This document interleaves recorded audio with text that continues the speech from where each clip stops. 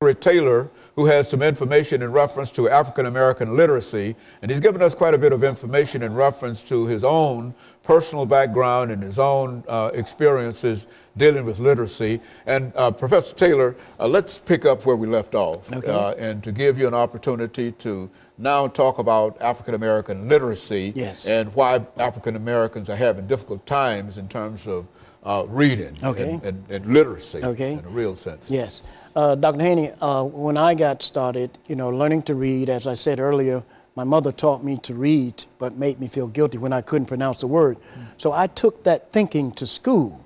And in the first grade, when we would read, I remember I was always compared to another little fellow in the class. And if we messed up, you got put in from the A group back in the F group from reading the embarrassment in the classroom. And when you couldn't make a sound of a word, you didn't know phonics, the kids would laugh at you. So you have all of these things in your memory when it comes to trying to learn in school. And having spoken at a lot of literacy agencies in Atlanta, a lot of the other kids would share these things too. And recently, about a year ago, Dr. Sylvester Gates spoke at Tennessee State University. And during his informal setting, we got a chance to question him. And what I remember most was he said that he's on the President Education Committee, President Obama Education Committee, and he said they told President Obama that this present workforce today is not equipped to prepare the kids for the 21st century.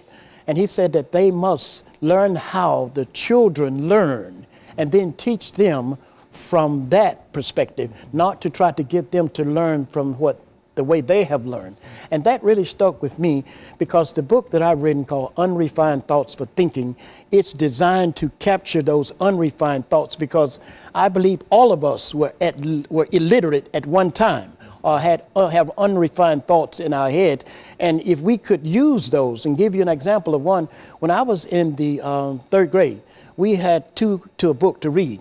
And when you finish reading the paragraph the teacher asked you to read, the teacher would say, "Did you comprehend that?" And I say, "Comprehend?" I said, "I wonder what the world that is." I thought some smoke was going to appear between my face and the book.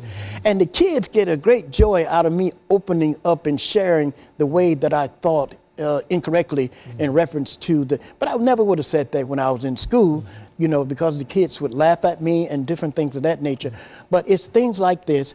And in one of the classes that I was speaking in, I'll never forget, a seventh grader at the Bunch Middle School in Atlanta, this young lady told me they would write a paragraph, and she told me afterwards, she said, Mr. Taylor, she said, I had stopped learning because I was not learning like other kids in the classroom. And she said, now that I've heard your presentation, she said, I realize the little that I have learned, I can add something to that and grow from that. And so that's what I'm getting at here when I say unrefined thoughts for thinking, for learning.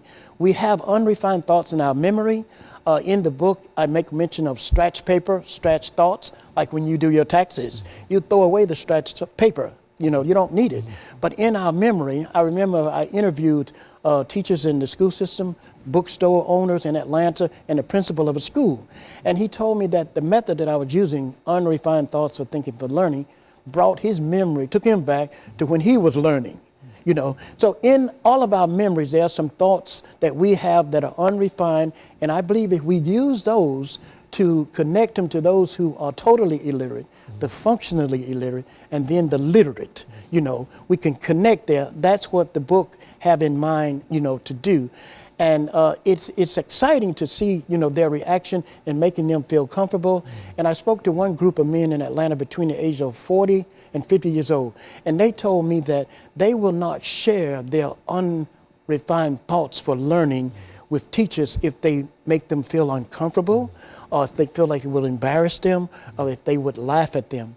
But I have found that a lot of those who are functionally illiterate, they have created new methods for which they are learning. And this brings to mind what Dr. Sylvester Gates said. He's a physicist at the University of Maryland, that we must learn the way the kids are learning and then use that to assist them in the way that they need to go. In order to teach them, that's you have right. to learn that. That's learn that first. And it's totally different from what it used to be, that they need to learn that. And to give you another example, I heard the CEO of Mahari, new CEO of Web, say that HMO is out and that the HCO is in terms of healthcare. And in the church, the contemporary music is out, and what's in now is the old music, to get back to that. And I connect all these things together. I see how they are, connected, and things along those lines, Very good. And so in a real sense, we have to work at teaching. Teaching does not come automatically to some children. Yes, that's true. And also, I knew early on that I was going to have to teach myself. And one of the other things that I was concerned about, I was given a lot growing up. I had 4 older sisters. One was a teacher, 2 were nurses, x-ray technician. And so these individuals did a lot for me in terms of giving a lot of things to me, getting and buying a lot of things for me. But all along, I knew that what I didn't have, one day I was going to have to get it for myself. And so that conditioned me to learn to teach myself, and I believe in self-education as much as possible, that's kind of And thing. you think that if more children were exposed to some kind of system that would allow them to understand the importance of education, you think that would be very successful, that they would have an opportunity to sort of teach themselves?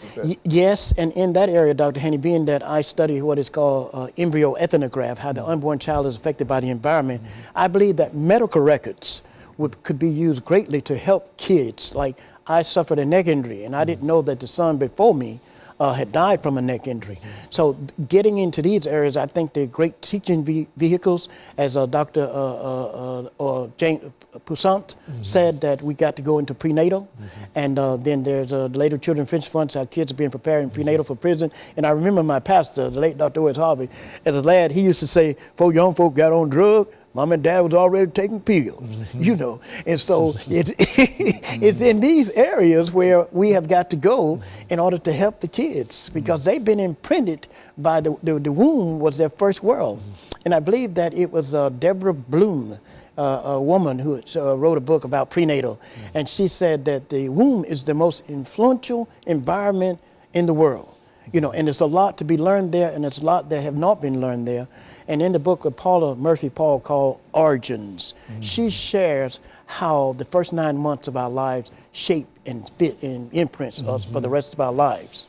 It is so in these areas. And so that time in the womb is a very, very important and influential part of life itself. Yes. It's an extension of life. Life is extended after the womb, but the life starts really in the womb, not only the physical life, but That's the mental right. life as well. Is that what we're saying? That's exactly right. And of course, we're going to take this second commercial break. Yes. And we'll be back with our audience following this very, very short commercial break.